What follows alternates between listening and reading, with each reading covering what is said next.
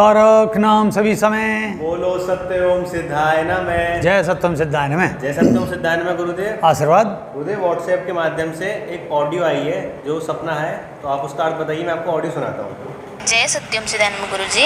मैं अन्नू मदुरई से। गुरुजी, मैंने कल एक सपना देखा 27 जून को, जिसमें मैंने देखा कि आप नहा रहे हो एक छोटे से तालाब में। तो आप बैठे हो तो ऊपर ऊपर का शरीर दिखाई दे रहा है वहाँ पे। फिर उसके बाद आप नहाकर आ चुके हो, एक कमरे में अंदर चले गए हो, तो उस कमरे से जो पंखे होते हैं उसके कनेक्शन बाहर तक जा रहे थे, तो तार पड़े हुए थे।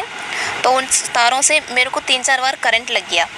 फिर उसके बाद मम्मी खाने की तैयारी कर रही थी, तो मम्मी ने बोला कि मैं आटा मल देती हूँ तो रोटी बना देना। मैंने कहा मम्मी मुझे रोटी अच्छे से बनानी नहीं आती, हम दीदी को बुला लेते हैं, वो बना देंगी। फिर मैंने दीदी को बुला लिया है, तो वो आपके लिए रोटी बना रही हैं। फिर मैं उठ गई। मेरा सपना यहीं तक था। इसका क्या अर्थ है गुरुजी? कृपया मार्गदर्शन करें। जय सत्यम सिद्धाय नमः गुरुजी। आशीर्वाद भक्त साक्षी अन्नू।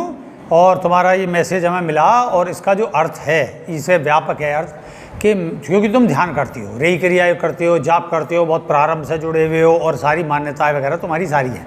तो इसका अर्थ जो सीधा सा है कि गुरु के दर्शन होने, गुरु तालाब में नहा रहे हैं। नहाने का अर्थ जो है होता है कि एक स्वच्छता और अपना जो है मतलब भक्त पर कृपा करना, मतलब विस्तार देना उस चीज़ को।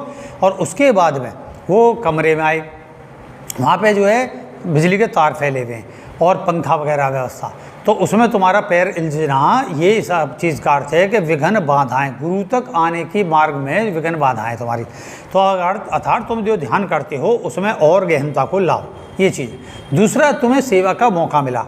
तो जैसे तुम्हारी मम्मी खाना बना रही हैं, वो भी सब जुड़ी हुई हैं, तो उसका अर्थ हुआ कि खाना बनाना गुरु को भोग लगाना हो गया।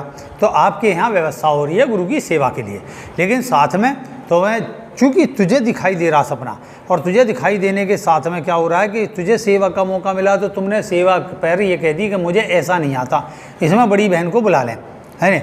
बड़ी बहन विवाहित है, तो वो जो है उसे बुला लें और वो रोटी बना रही है। अर्थात तुम्हारे मुकद्दर का जो सेवा भाव है वो चला गया तुम्हारी बहन को, और तुम्हें चाहे कैसा ही भी आता, तुम प्रयास करते हो उसके लिए, है न? ये चीज़ है।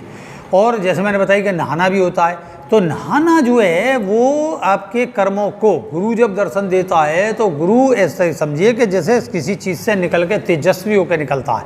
तो ये वैभव ऐश्वर्य के साथ आपके घर में आना, विशुद्ध होके आना, ये सब विषय है। तो आपको जो है कुल मिला के इसका हुआ, तुम्हें जो सेवा का मौका मिला उसको तुमने खो दिया। कैसा ही भी होता, जैसा भी अन्न बनता वैसा ही अतिथ्य करते, और करते तो पाते।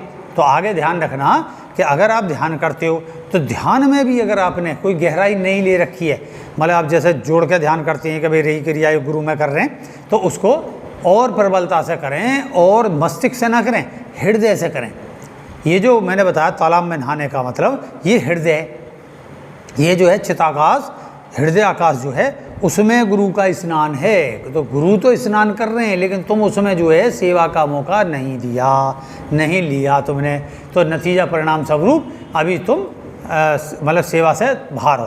तो अर्थात अपनी सेवा को बढ़ाओ, अपनी गहनता को बढ़ाओ, और अपने जो है दिमाग से नहीं, हृदय से, हृदय के भाव से जुड़ो, बिना किसी संशय को रख के। और अगर कोई संशय है तो उसको भी डिस्कशन करना सीखो, ठीक है? तो मैं आशीर्वाद करता हूँ तुम्हारे हृदय कपाट और खुले, और आपको और उन्नत विचारधारा और ध्यान धारणा प्राप्त हो। आशीर्वाद है। जय सत्यम सिद्धाय नमः। जय सत्यम सिद्धाय नमः।